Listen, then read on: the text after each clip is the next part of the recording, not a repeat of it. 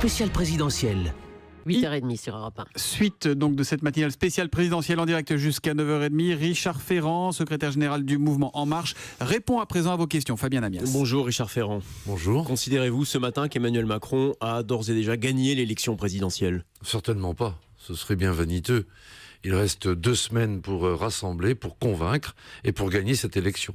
Ce qui a été gagné hier, c'est le premier tour, puisque les Françaises et les Français ont placé Emmanuel Macron en tête.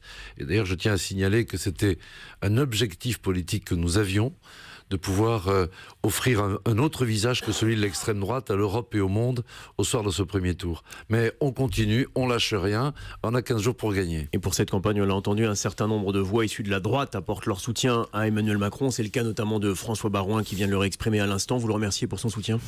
Bien entendu, comme Emmanuel Macron a eu l'occasion de remercier François Fillon et Benoît Hamon, qui, sans barguigner, ont appelé à voter pour lui au second tour. Est-ce que dans cette campagne de second tour, Emmanuel Macron peut aller jusqu'à élargir, on parle souvent des hommes, des noms, mais ses idées et son programme et l'ouvrir à certaines idées de François Fillon pendant la campagne ? Non mais ouvrir, fermer, non, il faut rester sur le fond. Emmanuel Macron a un cap, une stratégie qui est le rassemblement des progressistes, quelle que soit leur origine politique, et un programme précis ensuite à mettre en œuvre. Donc voilà ce dont il s'agit. Il ne s'agit pas de rallier Pierre ou Paul. Il s'agit d'être clair sur le projet que nous voulons mettre en œuvre. Mais est-ce que cela signifie que si toutefois Emmanuel Macron est élu le 7 mai, il envisage de gouverner dans sa majorité, puisqu'il est question de ça, avec des personnalités issues de la droite ? Celles et ceux qui voudront mettre en œuvre le projet d'Emmanuel Macron, qui auront rompu avec les partis d'un monde ancien, car finalement la seule démarche gaulliste dans cette élection, c'est celle qu'a conduite Emmanuel Macron, si on veut bien le regarder de près.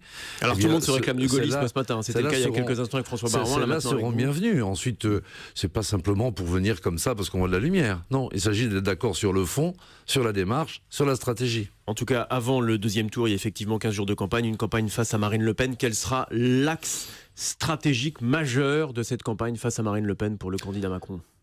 Bien, vous savez, le choix, il est clair, et les Françaises et les Français savent bien de quoi il s'agit. On a d'un côté le repli nationaliste qui est proposé par Marine Le Pen, qui confond le territoire et le terrier, en quelque sorte. Il faudrait qu'on se réfugie, qu'on se recroqueville dans un nationalisme à la fois mortifère pour notre pays, François Baroin l'a dit avant moi, et en même temps hostile. Et ensuite, il y a une certaine vision de l'avenir, une idée que l'on peut maîtriser notre destin, que l'on peut conquérir l'avenir, que l'on peut redonner de la force à l'Europe. C'est cela que porte Emmanuel Macron, c'est une perspective, là où Madame Le Pen porte le rétrécissement. Et ces idées et qu'il veut développer face à Marine Le Pen, est-ce qu'il le fera ? C'est une question qui se pose ce matin. Face à elle, en clair, est-ce qu'Emmanuel Macron débattra face à Marine Le Pen dans cette entre deux tours de l'élection présidentielle ? Il ne m'a pas dit qu'il s'y opposerait, en tout cas. Nous n'en avons pas débattu précisément, mais... C'est une question qui n'est pas encore tranchée ce matin ? Écoutez, dans une demi-heure, nous allons nous voir ensemble pour traiter de cette question et de bien d'autres encore. Vous souhaitez qu'il le fasse ? Jacques Chirac avait refusé de débattre face à Jean-Marie Le Pen en 2002. Vous souhaitez qu'Emmanuel Macron vous le fasse ? Moi, il me semble que l'importance des choix et précisément les différences profondes qui font que les Françaises et les Français doivent voir clair sur les deux projets, me laisse penser qu'un débat ne nuirait pas. Jean-Luc Mélenchon a refusé d'appeler à voter pour Emmanuel Macron hier soir. Êtes-vous surpris ? Déçu. Car je l'ai entendu, il a fait une belle campagne, Jean-Luc Mélenchon. Il a soulevé des enjeux importants sur la question écologique, notamment sur un certain nombre de choses, mais que hier soir, ils disent à celles et ceux qui ont voté pour lui, chacun fera son devoir, ça aurait été bien qu'il nous dise quelle conception il avait, lui, du devoir. En tout cas, moi je vais vous dire, il y a quelque temps, j'avais été invité par un de vos confrères, j'avais évidemment dit que face à Le Pen, j'aurais voté, à titre personnel en tout cas, soit pour François Fillon, soit pour Jean-Luc Mélenchon. Mais que là, il m'a donné un peu le sentiment de rater une marche de l'histoire. Et souhaitez-vous, alors il s'en remet à une consultation, il ne l'a pas fait hier soir, souhaitez-vous que dans les heures, dans les jours qui viennent, il appelle à voter Emmanuel Macron ? Vous avez besoin de tous, y compris de Jean-Luc Mélenchon dans cette campagne? Jean-Luc Mélenchon fera ce qu'il veut, je me garderai bien de lui donner quelques conseils que ce soit. Ce que je dis, c'est que quand on est quelqu'un qui porte les idées qu'il porte, lorsque on constate qu'il y a le choix entre Emmanuel Macron et Marine Le Pen, je ne comprends pas que l'on puisse hésiter une demi-seconde. Et Emmanuel Macron serait prêt à rencontrer, à votre connaissance, Jean-Luc Mélenchon pour discuter de ça? Non, attendez, on n'en est pas là. Le choix, il est clair. On va pas organiser des réunions factices ou autres. Le choix, il est clair. Et Jean-Luc Mélenchon l'a dit lui-même. Chacun doit faire son devoir, alors qu'il le fasse. Jean-Luc Mélenchon, c'est un ancien élu socialiste. Vous-même, vous êtes élu socialiste, le Parti socialiste qui s'est effondré hier au travers de la candidature de Benoît Hamon pour retrouver un score aussi faible. Il faut remonter à 1969. Vous êtes secrétaire général aujourd'hui d'En Marche, le parti d'Emmanuel Macron. Cette formation a-t-elle vocation à remplacer le Parti socialiste? Pas seulement.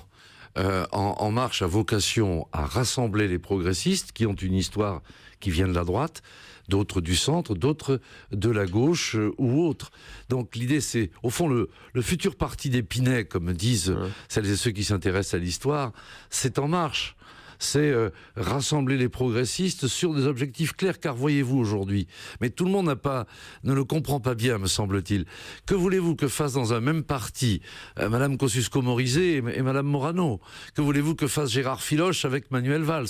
Ça n'a pas de sens. Il faut aujourd'hui remettre de la clarté. Il serait quand même temps de comprendre que 70% des électrices et des électeurs ont voté pour des représentants d'organisations politiques qui ne sont pas représentés à l'Assemblée nationale. Ça veut dire que les deux grands partis qui jusque-là, par alternance successive, se répartissaient le pouvoir, ont été congédiés. Donc il faut en prendre la mesure. Et la démarche d'Emmanuel Macron, qui a eu la bonne intuition, c'est de rassembler celles et ceux pour qui le pays est plus important que le parti. Ce que déclare d'ailleurs Manuel Valls ce matin, qui aspire à gouverner avec Emmanuel Macron et qui ne semble pas trouver d'avenir au Parti socialiste. Tous les candidats aux législatives qui formeront la majorité éventuelle autour d'un éventuel Emmanuel Macron président devront porter les couleurs d'En Marche. Il n'y aura pas de double appartenance possible. On ne pourra pas être PS et En Marche, centriste et En Marche, ou que sais-je encore? Non, quand on est En Marche, on est En Marche. Quand on souhaite soutenir le projet de la majorité présidentielle et du président élu, si les Françaises et les Français décident de choisir Emmanuel Macron, il faut une majorité claire, robuste, solide, et dans cette clarté du soutien à ce contrat avec la nation qu'Emmanuel Macron a proposé, l'heure n'est plus à la fronde. Avant la désignation, avant les élections législatives, il y aura une étape intéressante, c'est la campagne législative, c'est la formation d'un nouveau gouvernement. Si Emmanuel Macron, encore une fois, est élu le 7 mai, qui a vocation à être son Premier ministre? Non, attendez, là vous allez toujours un peu vite en besogne. Il faut d'abord veiller... Ce sont des questions qui peuvent se poser. Et si on s'apprête à voter pour tel ou tel candidat, on a envie de savoir qui sera son gouvernement. Je vais vous répondre. D'abord, il faut que l'on travaille là pendant 15 jours pour que Emmanuel Macron ait la victoire la plus large possible. Car c'est pas une plaisanterie. Il ne s'agit pas là de ne pas parvenir à rassembler les Français. Il faut montrer à l'Europe et au monde la force qui va être derrière lui à l'occasion de son élection. Et ensuite, s'il est élu président de la République, vous savez bien que la prérogative exclusive lui incombe de choisir le Premier ministre qu'il jugera le plus apte. Oui, mais vous suivez Emmanuel Macron depuis le début, vous avez mené le combat politique auprès de lui. Clairement, est-ce que le chef du gouvernement d'Emmanuel Macron doit nécessairement, par exemple, venir de la gauche, comme vous? Non, j'accompagne Emmanuel Macron, je ne pense pas à sa place. Donc, laissez-nous faire en sorte qu'il soit élu président de la République, rassemblons les Françaises et les Français, et ensuite, lui choisira le ou la première ministre. Donc, on ne le saura pas avant l'élection présidentielle. Ça, c'est un choix qui ne sera pas porté à la connaissance des Français auparavant. Non, mais attends, d'abord, ce n'est pas la tradition française, et d'autre part... Non, mais par exemple, Nicolas Sarkozy, on savait bien qu'il nommerait François Fillon, François Hollande, la probabilité de Jean-Marc Ayrault était forte, en tout cas, on savait de quelle famille politique il viendrait. C'est pas anodin. Ouais. Nous, ce qui est important, c'est le fond. Le projet, il est précis, il est clair, et la candidature d'Emmanuel Macron. Ensuite, les Françaises et les Français se prononceront, et il sera temps pour le président de la République élu de choisir son Premier ministre. Mais je ne crois pas qu'il y ait de hâte à spéculer sur tel ou tel.